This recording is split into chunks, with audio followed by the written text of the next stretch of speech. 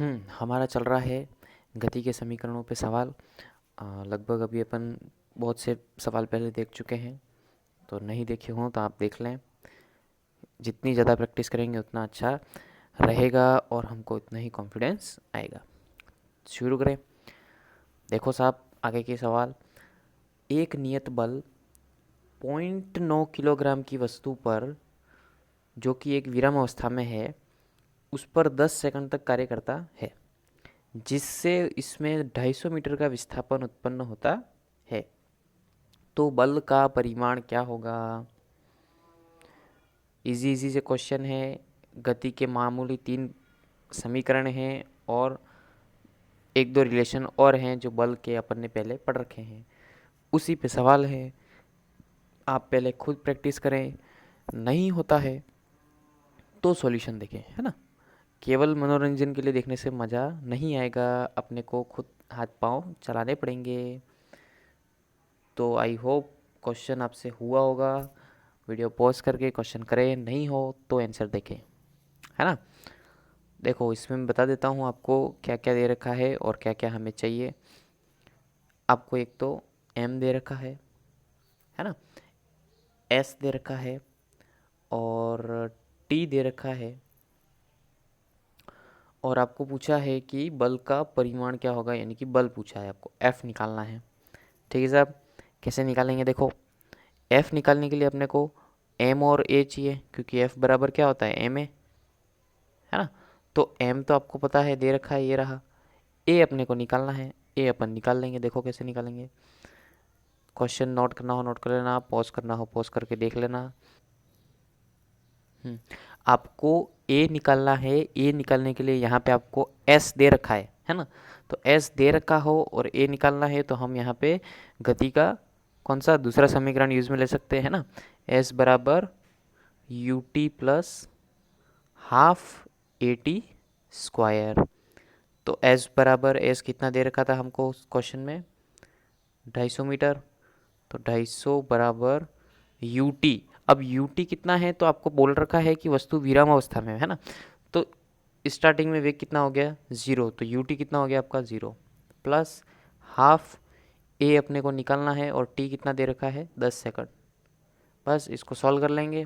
कितना आ जाएगा भाई, 2 को इधर भेज दो, कितना आ गया, ए बराबर 500 बटा 10 का स्क्वायर कितना हो जाएगा, 100। तो ये 500 100 नीचे आ जाएगा, कितना आ गया, 5। तो आ गया आपका ए कितना आ गया, 5 मीटर प्रति सेकंड स्क्वायर। क्लियर। अब अपने पास ए आ गया है, अपने को निकालना क्या है, एफ।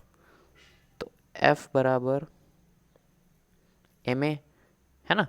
तो कितना आ जाएगा, एफ बराबर एम कितना है भाई, 0.9 किलो, 0.9 इंटू ए अपन ने निकाला 5, तो कितना आ गया, 4.5 न्यूटन। इजी है, करेंगे। देखो 4.5, ये क्लियर है। प्रैक्टिस करते जाओ, समझ में आता जाएगा, होता जाएगा। ठीक साहब, आगे देखो।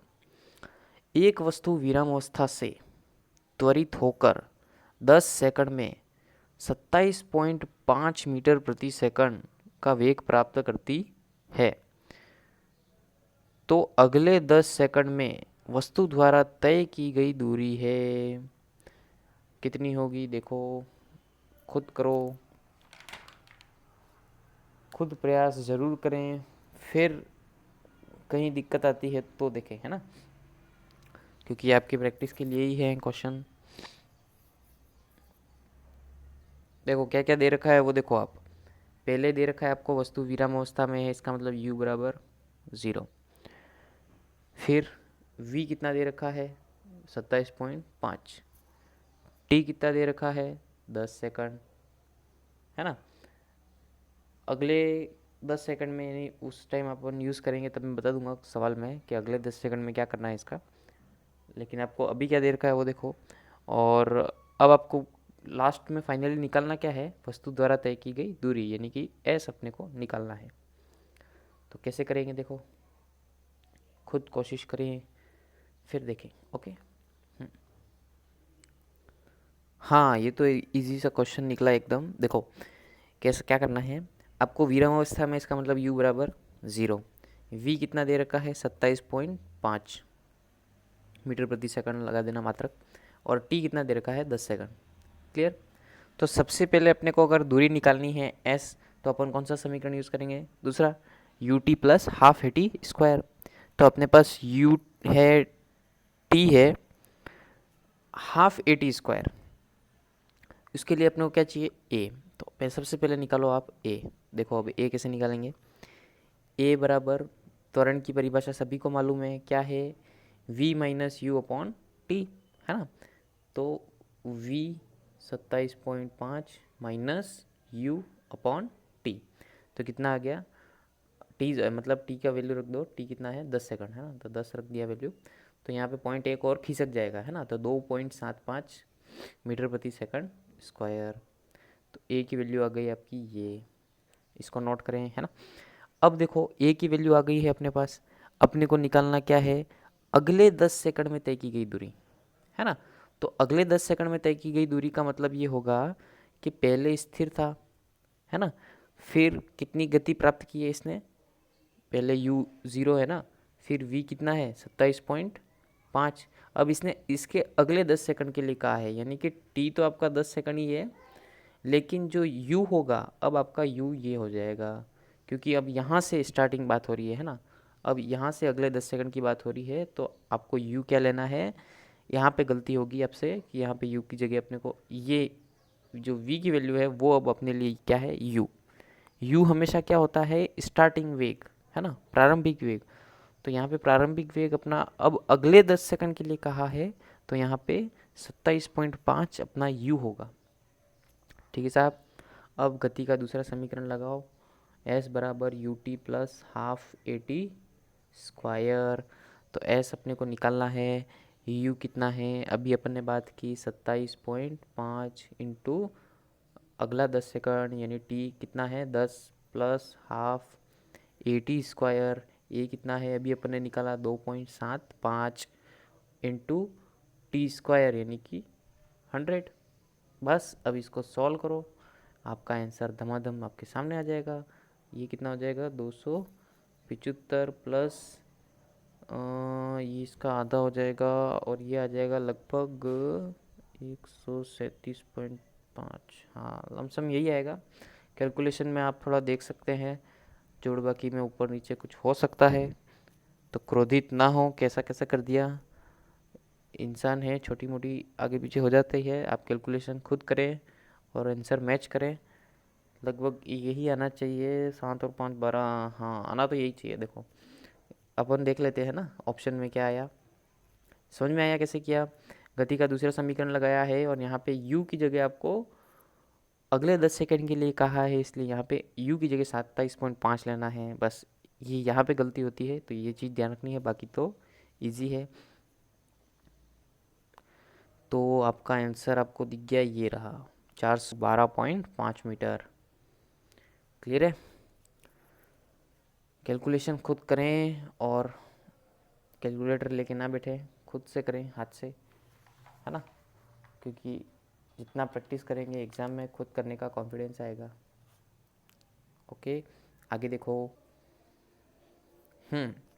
अगला क्वेश्चन देखो, एक 10 सेमी मोटाई की लकड़ी के गुटके को पार करने पर गोली का वेग 200 मीटर प्रति सेकंड से घटकर 200 मीटर प्रति सेकंड रह जाता है, तो मंदन यदि एक समान हो तो इसका मान होगा, क्या होगा भाई, करो।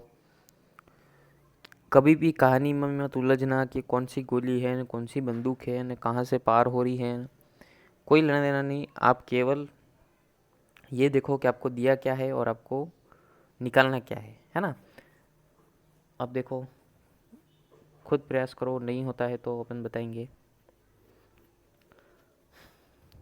हो गया, देखो नहीं हुआ कोई बात नहीं। देखो हाँ साहब, क्या दे रखा है पहले ये देखो, आपको पहले तो 200 मीटर प्रति सेकंड से 100 मीटर प्रति सेकंड हो जाती है, यानी कि u और v दे रखा है।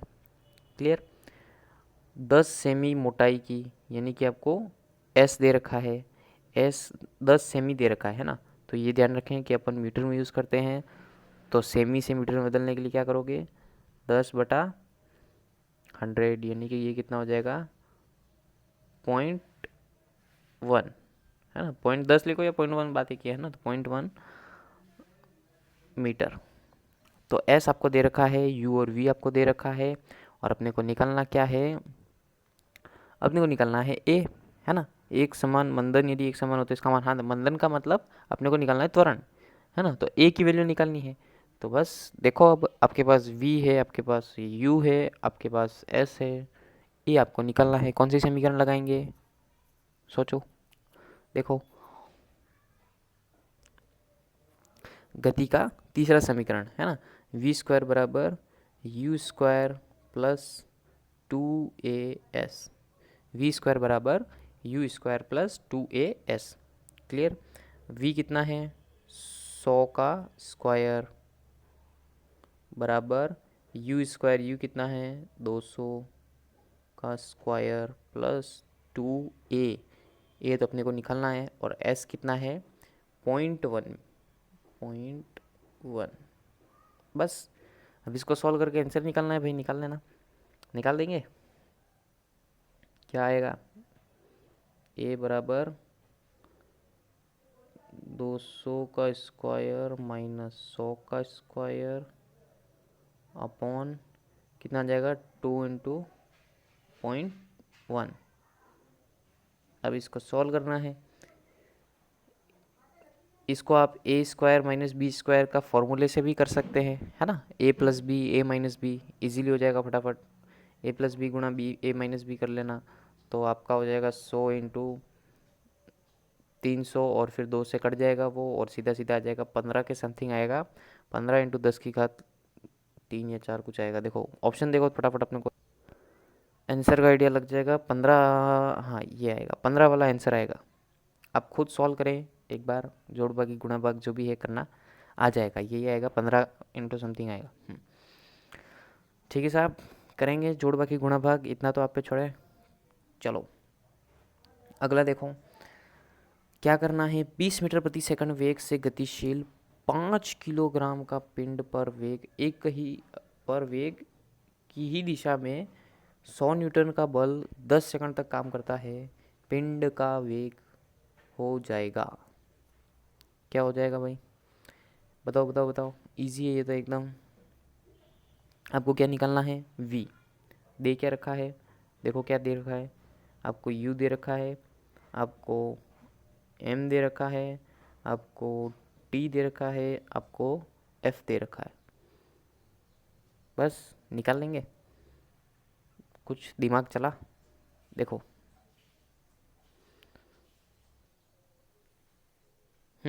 देखो अपन क्या करेंगे, v निकालना है, तो v निकालने के लिए सबसे पहला गति का समीकरण है v बराबर u प्लस ए टी, है ना। तो आपके पास u है, आपके पास t है, पर आपके पास a नहीं है।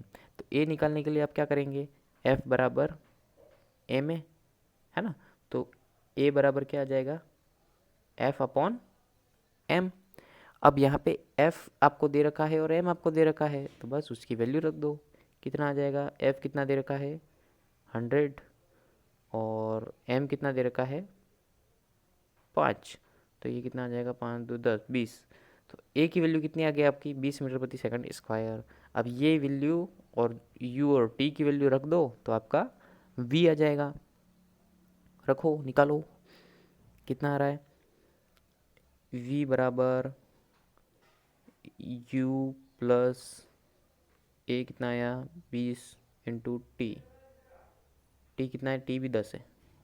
चलो तो v बराबर कितना आ गया 20 प्लस 200, यानी टोटल आ गया आपका 220 मीटर प्रति सेकंड। आ गया, इजी है।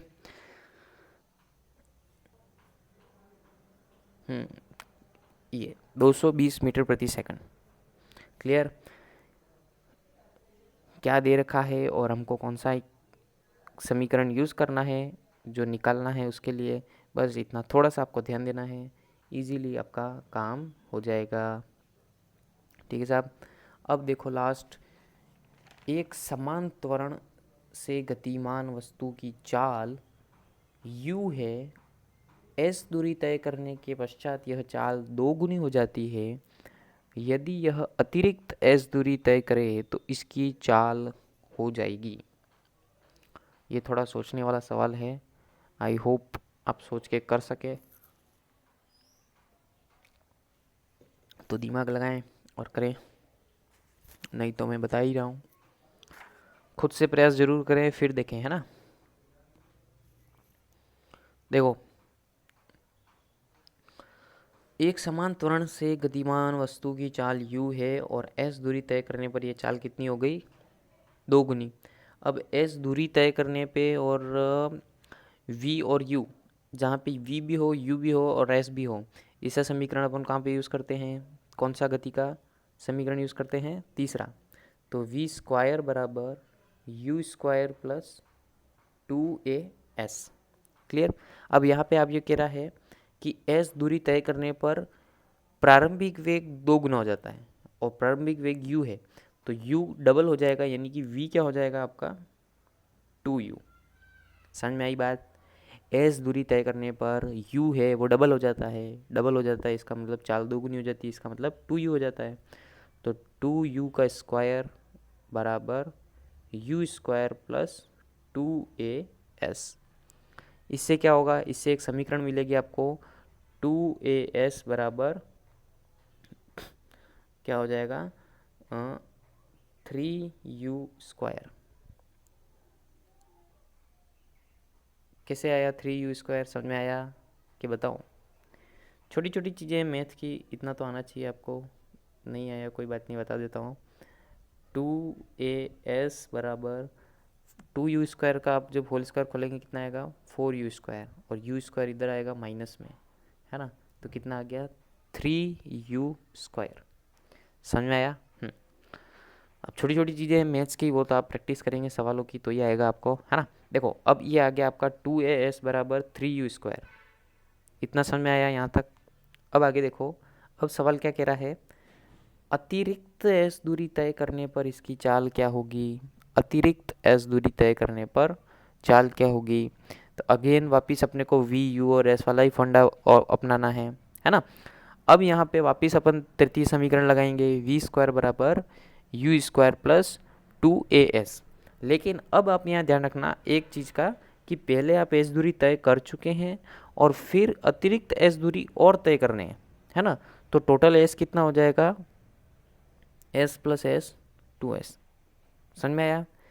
पहले s दूरी आप तय कर चुके हैं, अतिरिक्त s दूरी आप और तय कर रहे हैं, तो टोटल दूरी हो जाएगी 2s। क्लियर। तो अब अपन लिखेंगे वापिस गति का तीसरा समीकरण, v स्क्वायर बराबर u स्क्वायर प्लस 2as। तो v स्क्वायर बराबर u स्क्वायर प्लस 2as में s की जगह अपन रखेंगे 2s, है ना। तो v स्क्वायर बराबर u स्क्वायर प्लस 2as, कितना है यहाँ पे? 2s है ना।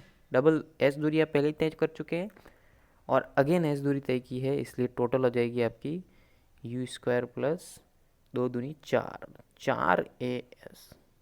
क्लियर। अब इसके अंदर आप ध्यान रखना कि आपने अभी इससे पहले थोड़ी देर पहले एक रिलेशन निकाला था कि 2as बराबर 3u स्क्वायर, है ना। तो आपने को वेग किस में दे रखा है? केवल u में दे रखा है। ऑप्शन आप चारों देखना, चारों ऑप्शन देखो केवल u में है ना। इसका मतलब आपकी जो v की वैल्यू है वो केवल u में आएगी। तो आप ये जो 4as है इसको आप u के अंदर बदल दें। कैसे बदल लें? इससे पहले अभी अपन ने रिलेशन निकाला कि 2as बराबर 3u स्क्वायर। क्लियर। तो अब देखो, v स्क्वायर बराबर u square plus 2 into 2as लिख सकते हैं, 4as को 2 इंटू 2as लिख सकते हैं, बिल्कुल। v स्क्वायर बराबर u square plus 2 into 2as की जगह अपन रख देंगे, अभी अपने क्या निकाला था? 3u square. समझ में आ गया? तो v स्क्वायर बराबर कितना आ गया? ये u square plus 6u square, यानी कि टोटल 7u स्क्वायर। ये है v स्क्वायर की वैल्यू, अपने को वेग चाहिए यानी कि केवल v चाहिए, तो v आ जाएगा √7u। ये समझ में आ गया? नहीं समझ में आया हो वीडियो वापस देख लेना, आ जाएगा। बाकी आप जितनी प्रैक्टिस करेंगे आपको उतना अच्छे से समझ में आता जाएगा, कोई दिक्कत नहीं है। ओके, चलिए आगे और भी कुछ टॉपिक नया देखेंगे और भी देखते रहेंगे। तब तक पढ़ते रहो, मस्त रहो, खुश रहो, अपना भी ध्यान रखो और नेचर का भी। ठीक है, चलो, थैंक यू।